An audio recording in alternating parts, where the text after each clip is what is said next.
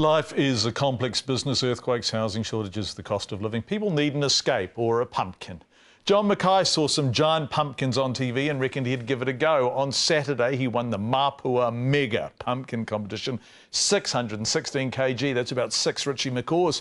His daughter Anika won the Children's Prize, 384 kgs. The pumpkins are now on display at Mitre 10 in Nelson. Now, wait, let's have a look. John is leaning on his winning pumpkin there. His daughter's is on the right. I asked him how long he'd been in the pumpkin growing business.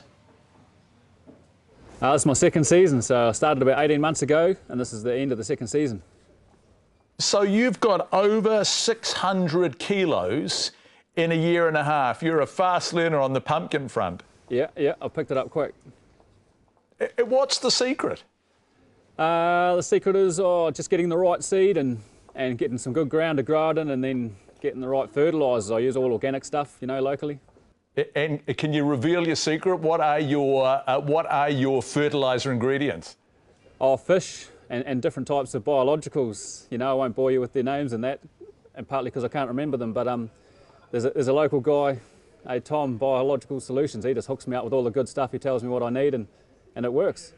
So you make a giant concoction, do you? So fish, different types of biologicals, whatever that means, and a bit of stuff out of the back end of a horse too, I understand. Is that the case? There's a lot of poo. Yeah, about 10 tonne horse manure. You're joking. Yeah. 10 tonne of horse manure? Yeah, 10 tonne, yeah. Raid all the neighbours' farms. Wow, you're serious about this. What made you want to do it? A friend of mine gave me a seed about 18 months ago, and I just got on the internet and thought, I'll see how I can grow these things big. And when I seen how big they actually got over in America and that, I thought, I've got to see this for myself, so I just give it a crack. John, they grow very, very fast. My maths isn't very good, but it looks that they're doing an average to me of about 8 kilos a day. Is that right? Man, you must be able to see it grow if it's growing that fast.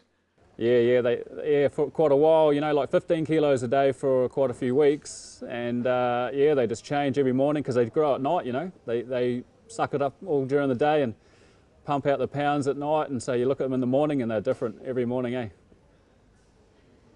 And how do you know when they're done?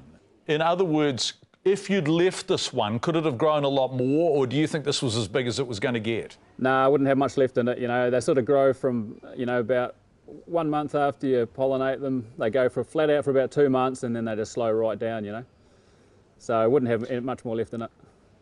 And how do you get something weighing 616 kilos off the ground and down out the front of the Mitre 10 there? How do you achieve that without it just basically breaking up?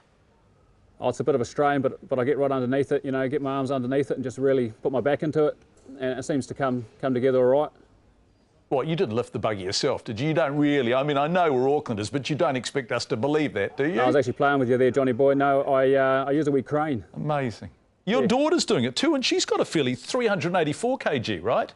That's right, yeah. I was amazed how big hers went. She grew it with my old man, and they done a good job, They grew massive as well. You are not far off the world record after only 18 months of doing it. Are you going to have a serious crack at growing the biggest pumpkin in recorded history? I'll probably try that every year, I don't know whether I ever get there, but I can't believe how close it's getting, It's getting up there, so hey, anything's possible. And what happens to it when you're done? Just harvest the seeds out of it, so we can grow some more, and then tempted to put a tuna bomb in there and just break it up for the cows, put it in the cow paddock and see what happens. If we don't blow it up, the cows will take care of it. Tuna bomb. And how far would it go if you put one of those? Would it just go far and wide, would it? I don't really know. I haven't seen it done yet, but that's the plan. Dry as firewood, a magnificent beast, that pumpkin.